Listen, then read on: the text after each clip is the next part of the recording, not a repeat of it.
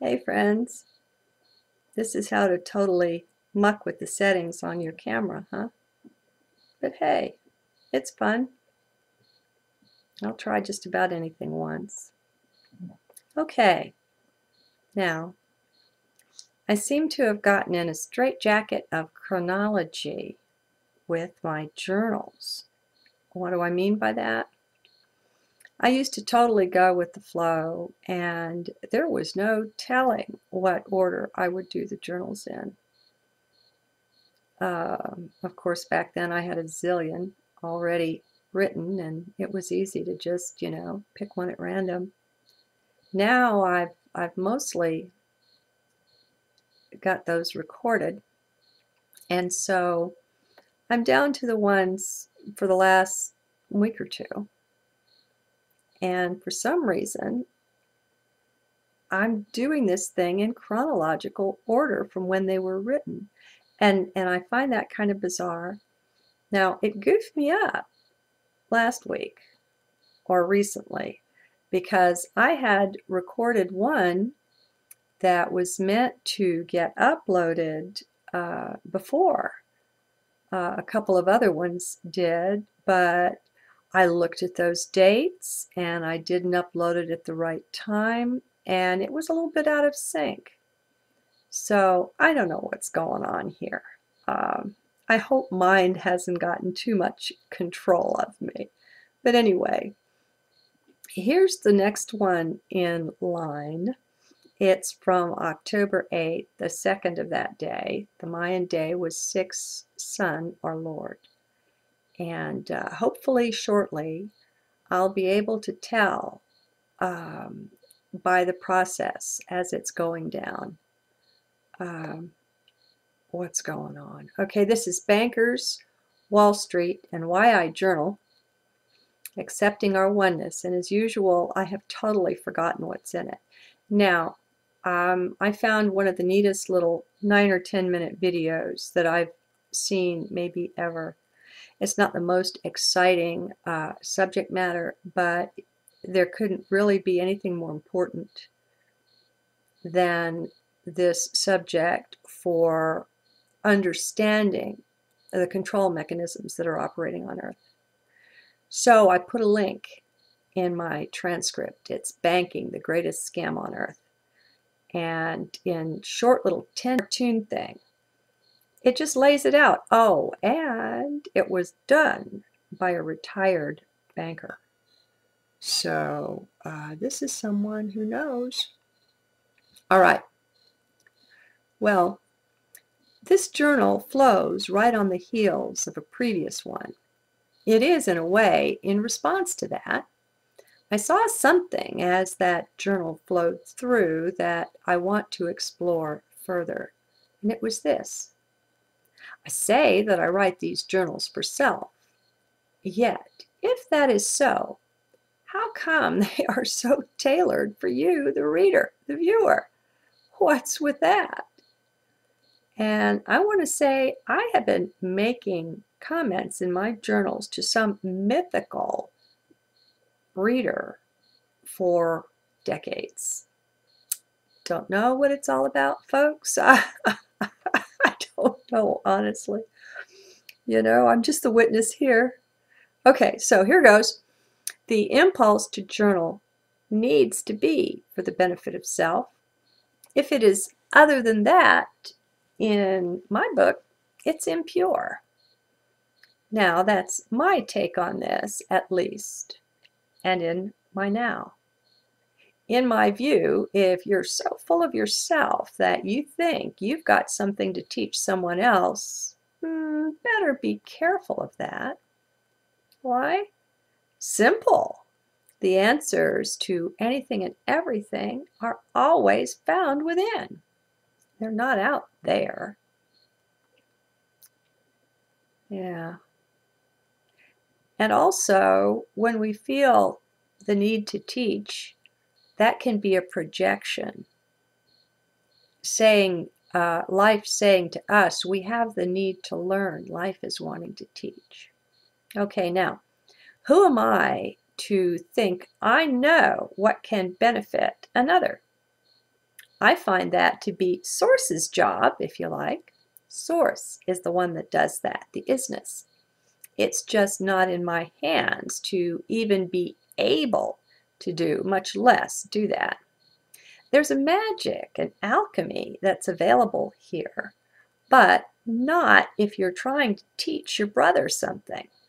What I found out about this, when that comes on, it's an indicator of what you haven't learned.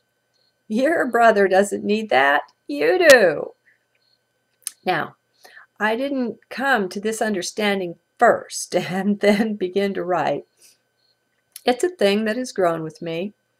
It is something that Watch and Observe has shown to me.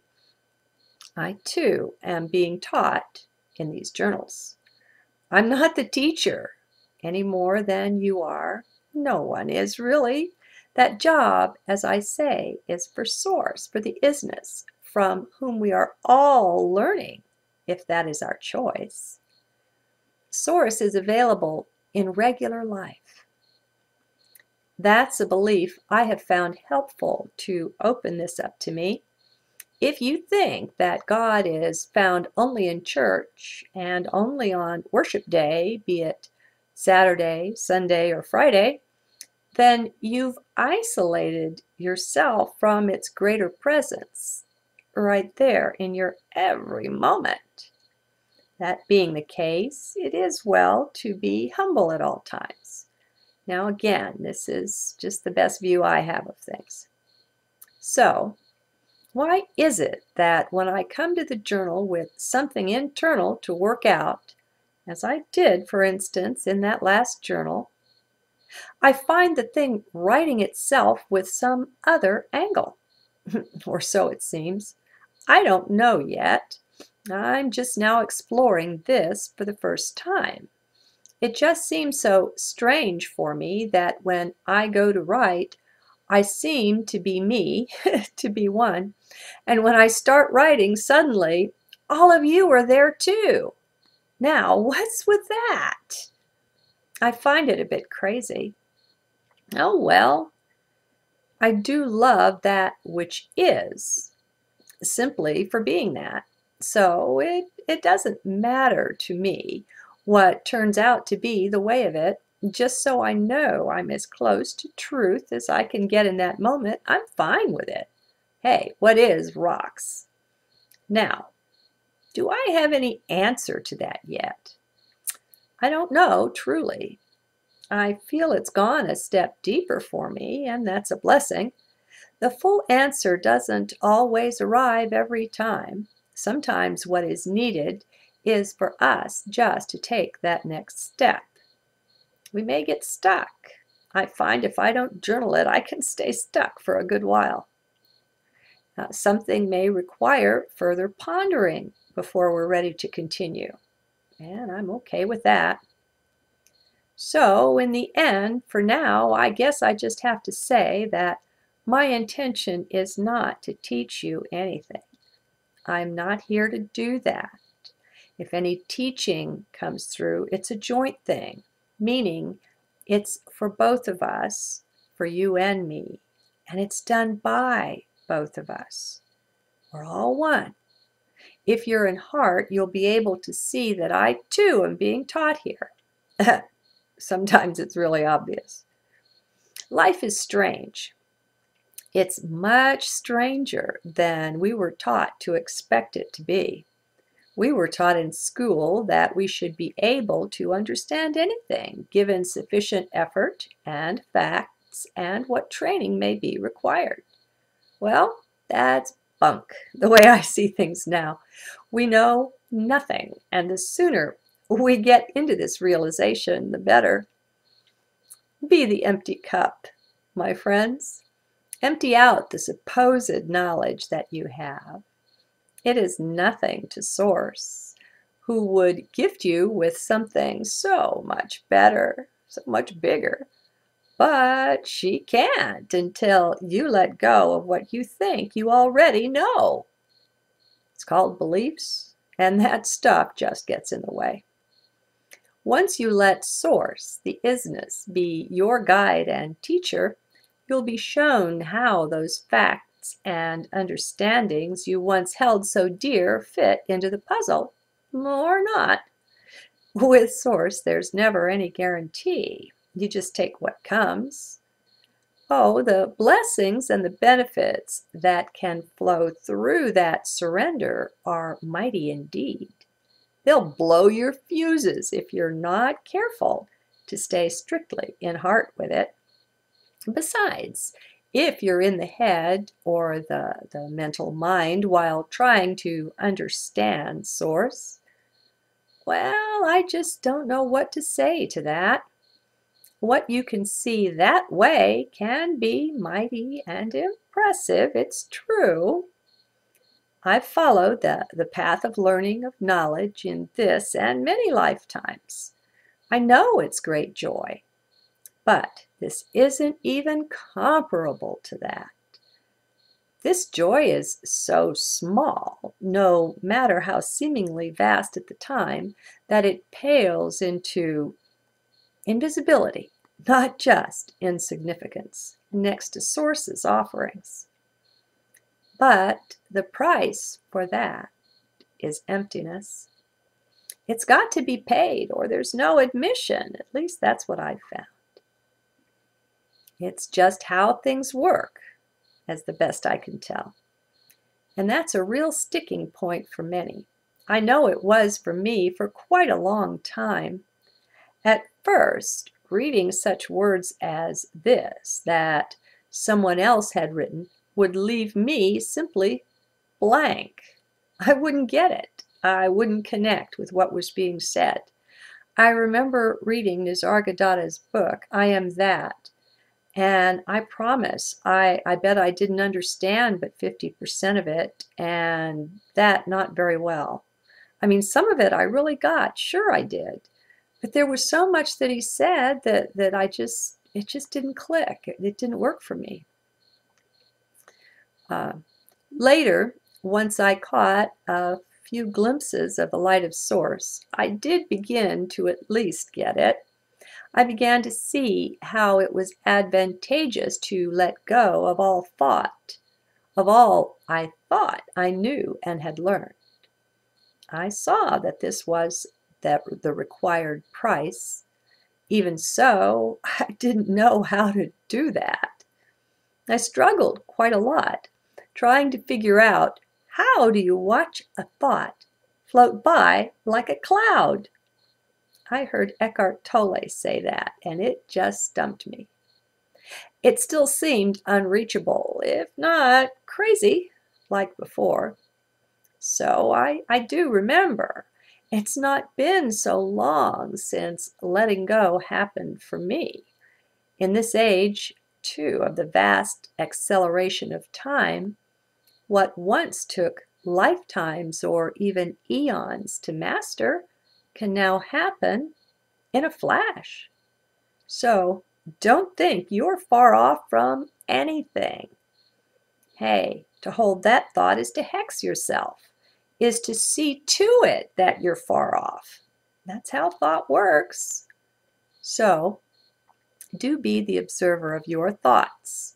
Learn to reject those that don't enhance your life experience. That's a really good start into this emptiness. Seeing and vision are at its core for me, but then that's just how I'm put together. As we open self and empty out, our inner vision expands and improves. We're shown more stuff, if you like. Our narrow room expands out to encompass the whole cosmos. Hey, life's a trip. Set your various drugs aside if you want to take this ride, at least for a while. Let go of the TV, the media, altogether. Get back in touch with Mother Earth.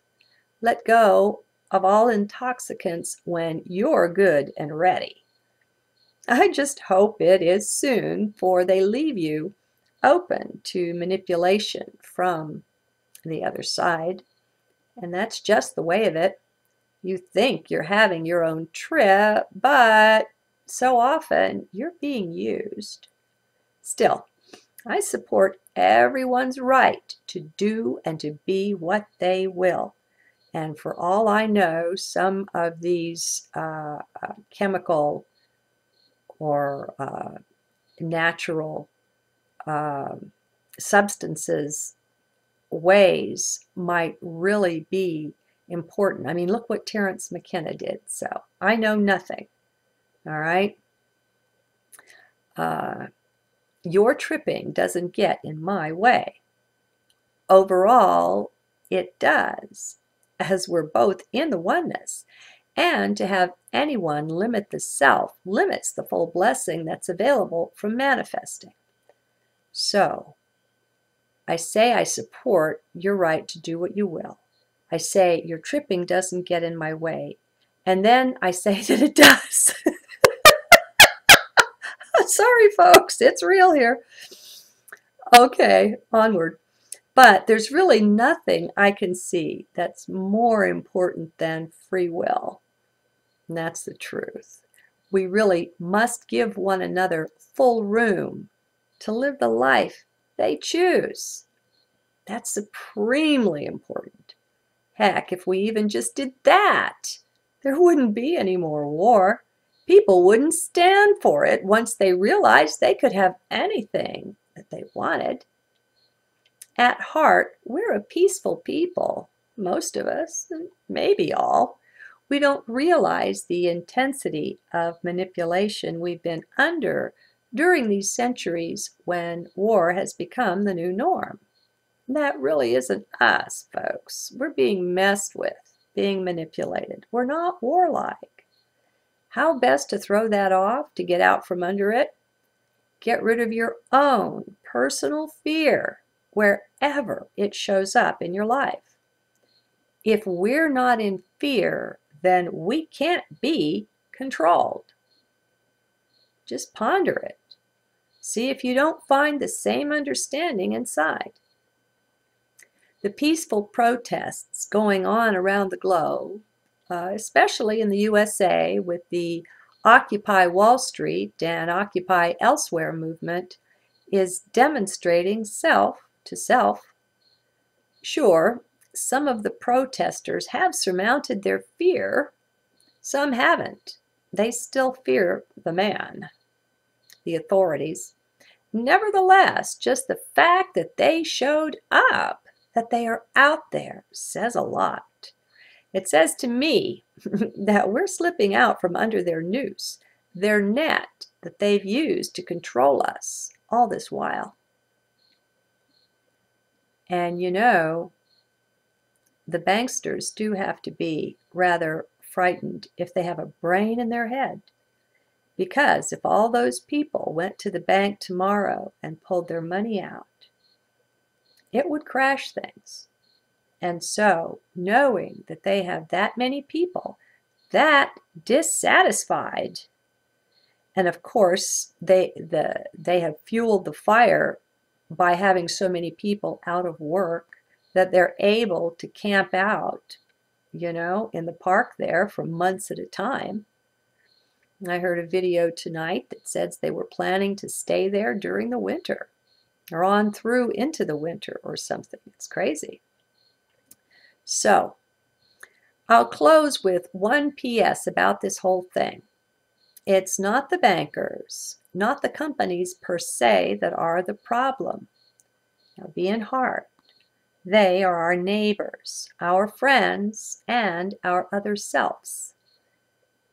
No, my friends, please see this. Please take the link that's in the transcript with this and go see that video. It's the money itself that is the tool of the darkness to control us, to control everything. There's no fixing that's going to help this. It's got to go. It's the whole system built up on that that's corrupt. And any tinkering we do, it's not going to do it. Not going to do it. It's like stepping on the snake's tail. You have not killed the snake. If it were as simple an issue as being the bankers, don't you think we'd have done something about that before now? That's way too simple. Plus, it's just a way to divide and conquer us. Can you see that at work? I mean, it's really out there. They pick our enemy. They pick out an enemy to be our target, so we won't see them power brokering it all behind the scenes. Please, let's not turn against one another. The people working in your local bank are not evil, and they have nothing to do with this. Just like the guys working in the slaughterhouse are not mean and cruel, and they are not the problem. They're just one cog in the wheel. If there are any true bankers that are the problem, it's the Fed. It's the international bankers. It's the one behind the scenes that you don't see, that you don't hear from. You know, they stay strictly hidden.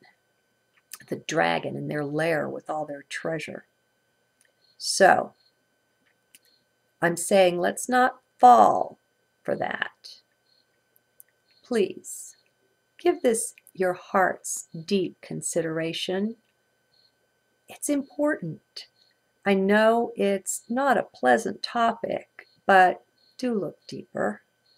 Don't accept whatever scapegoat they put before you. They're good at that. That's just to pacify and to further control us. And in the end, it always just gets worse. So let's not fall for it. Let's keep waking up.